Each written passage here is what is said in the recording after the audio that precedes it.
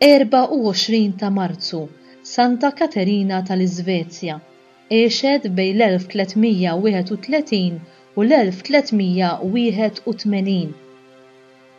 Hija kienet ir-raba' bint ta' Ulfo, prinċep ta' Nerik fl-Iżvezja, u martu Santa Brigida. Kienet edukata fl-Abbazija ta' Risberg fl-Iżvezja. Ta' 13 sena missiera żewwiġa lil Egard ta' Nissel Ġermaniż, żagħżugħ ta' reliġjożità kbira li miegħu ftehmet li tgħix fil-kontinenza. Żewġha kien bniedem marradi ħafna u Katerina ddaret bih b'dedikazzjoni kbira. Wara l-mewt ta' żewġha, Katerina marret Ruma ħdejn ommha fl-1349 u baqgħet takkumpanjah sakemm mietet 25 sena wara f'Ruma.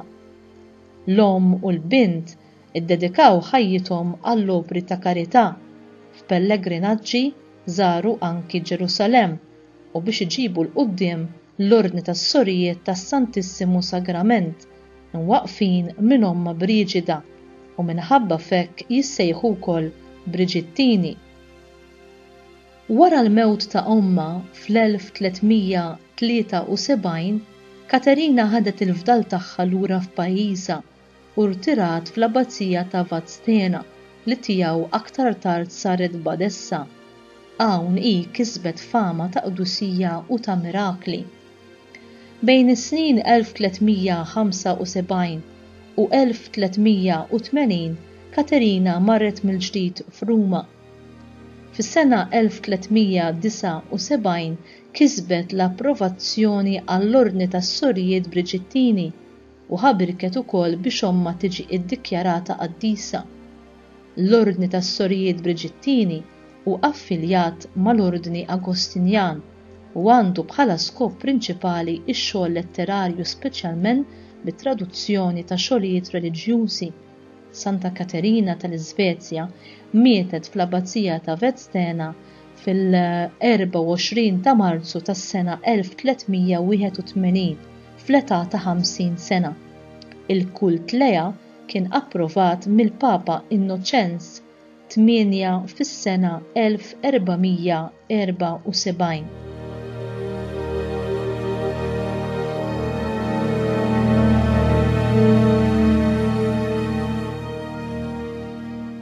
Jingħad li Santa Katerina tal-Iżvezja qatt ma qalet kelma li tweġġa' jew ta' nuqqas ta' sabar.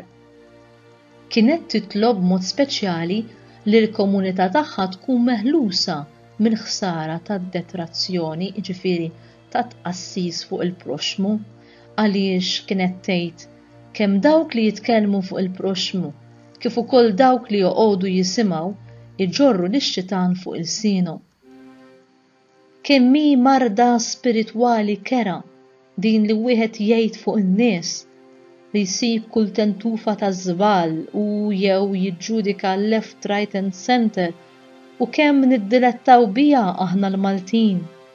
Iva, erħilna nikkritikaw f'kull okkażjoni lill-Knisja, lil min ikun imexxi, lill-individwi u dejjem sejrin. Tafu x'għandna nirrealizzaw? Li b'dan l-għajdut kollu kważi ma jirnexxilna inbidlu lil ħadd. Għandna ngħidu lilna nfusna hemm ħaġa waħda biss li żgur nista' nibdel lili nnifsi. U hekk għandna nippruvaw nagħmlu. Mbagħad f'okkażjonijiet tajba u f'waqthom nippruvaw niftħu għajnejn l-oħrajn b'mod dirett lilhom u mhux ngħidu fuq persuni minn wara darhom bla ma dawn jistgħu jitkellmu għalihom infushom.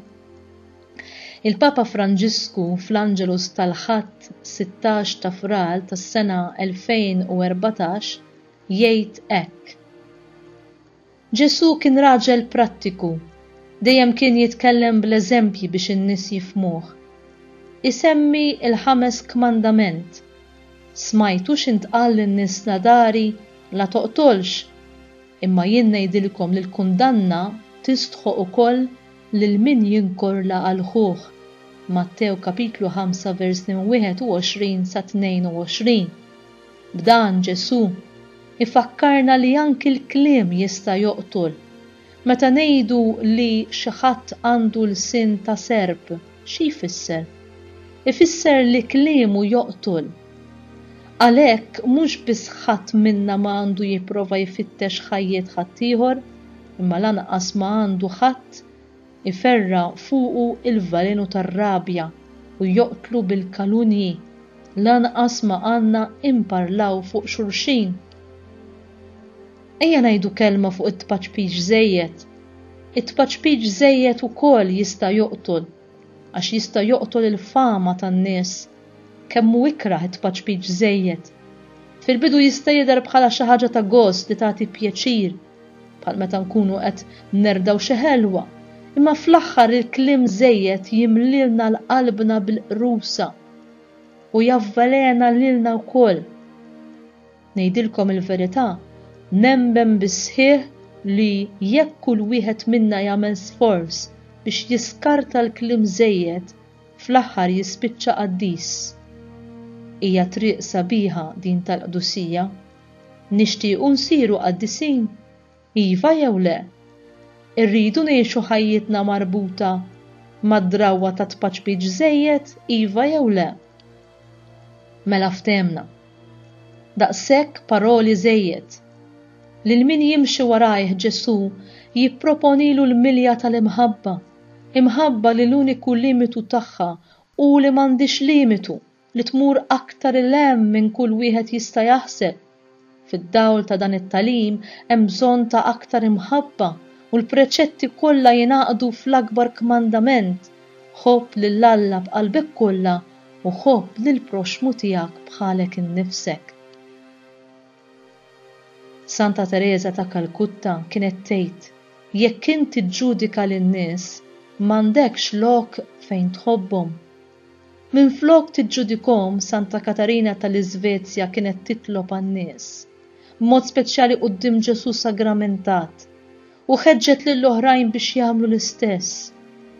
Imma kemm nemmnu tassew li bit-talb in-nies jinbidlu jew aħjar jirċievu dak id-dawl divin li fih jistgħu jarfu x'inhu tajjeb jew ħażin. Din mhux kulħadd jifhimha, imma biss min għandu fidi kbira. In-nies tal-akbar poter fid-dinja mhumiex il-gvernijiet u l-mexxejja tal-pajjiżi, imma dawk li fil-kwiet u bl-umiltà kollha jgħixu ħajja ta' talb ħerqan, talb li ma jaqtax, talb għalihom, talb għall-oħrajn, talb għall-Knisja, talb għad-dinja. Mat-talb jaqdu wkoll xi penitenzi, sawm u atti ta' karità lejn il-proxmu. Dawn biss ibidlu l-istorja tad-dinja u jħallu d-dinja aħjar milli sabuha, għax jibdlu l-qlub tan-nies billi jdawluhom riżultat tat-talb. Int temmnu dan? Tgħixu?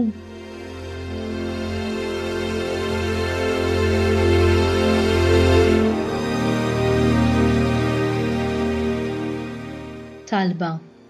O Santa Katarina tal-Iżvezja, nitolbuk bil-ħerqa biex tinterċedi għas-saċerdoti kollha, għar-reliġjużi u għall-lajċi fil-Knisja, sabiex huma flimkien ma' bosta oħrajn li Alla għadu jsejjaħ għal ħajja reliġjuża, saċerdotali u missjonarja jagħtu lilhom infushom kompletament lil Alla f'ħajja ta' servizz lill-umanità, billi jxerdu l-fidi faqda waħda flimkien mal-Papa, mingħajr ma jkunu influenzati mill-ispirtu ta' sekularizmu madwarna. Nitolbuk dan bi Kristu Sidna. Amen.